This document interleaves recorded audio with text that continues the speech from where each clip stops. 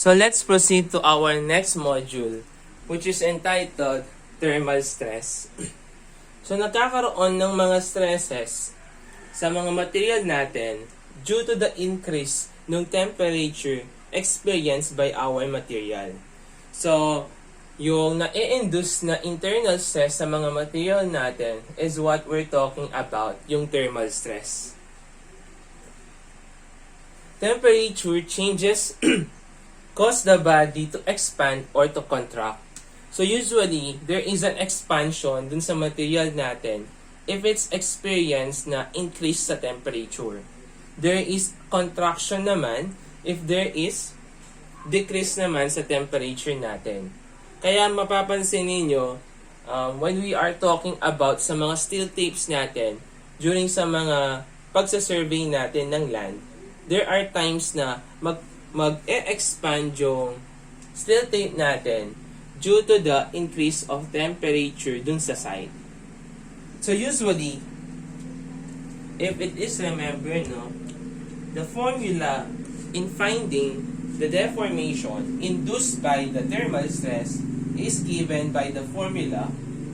So deformation due to thermal stress is equals to the coefficient of thermal expansion multiplied by the length multiplied by the change of temperature, or in other words, coefficient of thermal expansion, yung length natin, tapos yung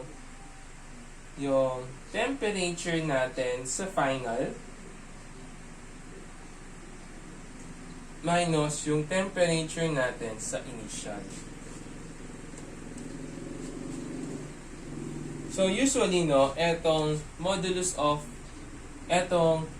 coefficient of thermal expansion, usually for steel, yung available natin dyan is 11.25 times 10 raised to negative 6 per degree Celsius.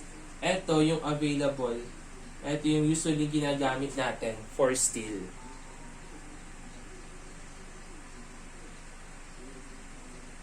So, ito yung formula natin for the value of deformation of steel. So, let's proceed to sample problem number 1. Steel railroad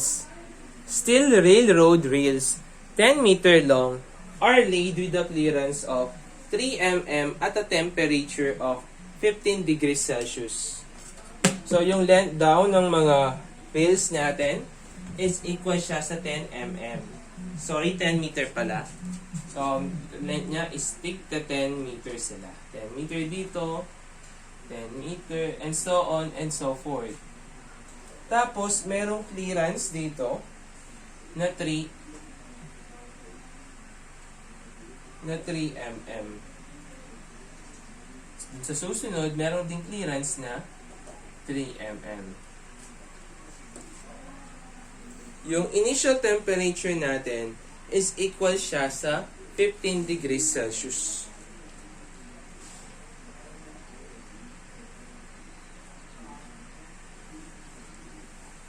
At what temperature will the rails just touch? So, mangyayari daw, ano daw yung temperature na magta-touch yung mga rails natin? At what temperature? So, yung tinatanong is the value of your final temperature. What stress would be induced in the rails at that temperature if there were no initial clearance? Assume A is equals to, so yung hinahanap din dito is yung thermal stress natin. So, yung given natin, yung coefficient of thermal expansion, equal siya sa 11.7 micrometer per meter degrees Celsius. And also, we have a given of modulus of elasticity, which is equal to 200 gigapascal.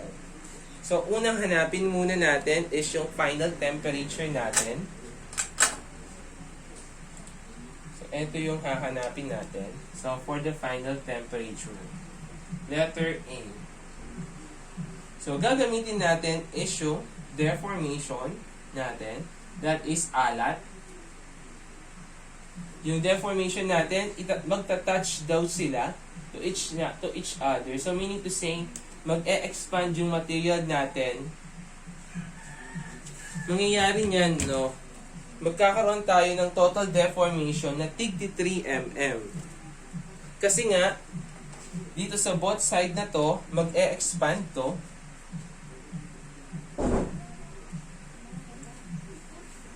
So, dito sa side na to, mag-e-expand siya. Eto, so, i-consider natin yung nasa gitna. So, mag-e-expand dyan. Dito din sa kabila, mag-e-expand din siya. So, at the same time, dun sa mga kabila naman, eto naman, mag-e-expand din yan. Tapos dito din, mag-e-expand siya. Same with here.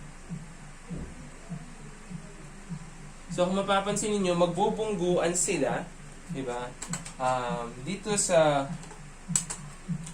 Dito, mag-e-expand siya ng 1.5 mm.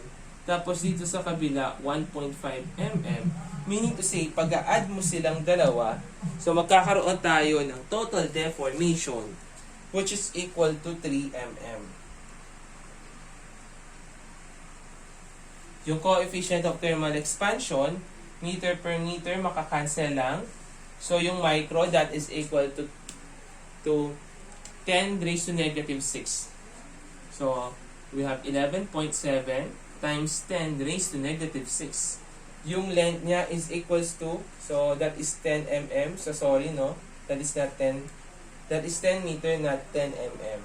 So, we have 10,000.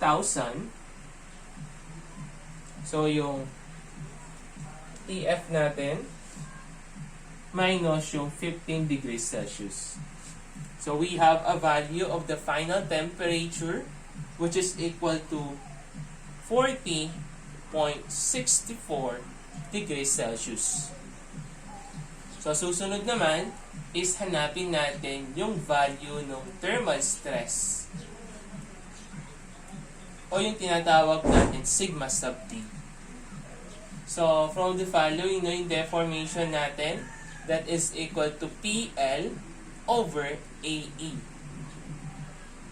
So, in this example, palitan lang natin yung deformation natin, that is deformation due to the temperature over etong part natin na to, that is yung stress natin, P over A. So, palitan natin siya na stress due to the temperature multiplied by the length over E. So, we have a value of total deformation which is equal to 3 mm. Yung stress natin due to temperature multiplied by length natin which is equal to 10,000 mm